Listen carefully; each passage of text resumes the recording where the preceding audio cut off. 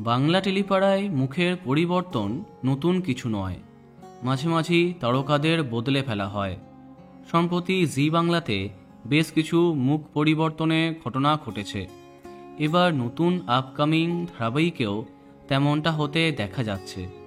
হঠাৎই মিত্তির বাড়িতে নতুন জনপ্রিয় নায়িকার আগমনের কথা সামনে এলো, যার ফলে সেই চরিত্রে যাকে দেখা যাবার কথা ছিল তাকে অন্য চরিত্রে সরিয়ে দেওয়া হলো।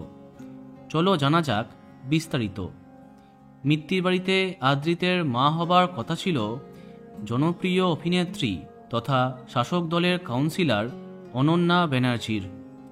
প্রথম প্রমোতেও তাকে দেখেছে দর্শক, কিন্তু শোনা যাচ্ছে এই চরিত্র করবেন না তিনি, বরং ধারাবাহিকে তাকে দেখা যাবে পুলিশ অফিসারের চরিত্রে।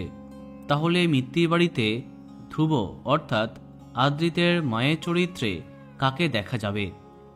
টেলিপাড়াতে চর্চা, মিত্তির বাড়িতে নায়কের মায়ের চরিত্রে ছোট পর্দায় আবার কামব্যাক করছেন জনপ্রিয় টেলি অভিনেত্রী সোনালী চৌধুরী, অর্থাৎ শঙ্কর চক্রবর্তীর বিপরীতে ওনাকে দেখা যাবে।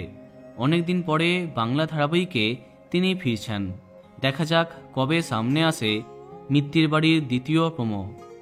তো বন্ধুরা, এখন তোমার কি মন্তব্য কমেন্টে জানাতে পারো। আর এই রকমই আরও অনেক ভিডিও পেতে সাবস্ক্রাইব কারেন্ট পজ।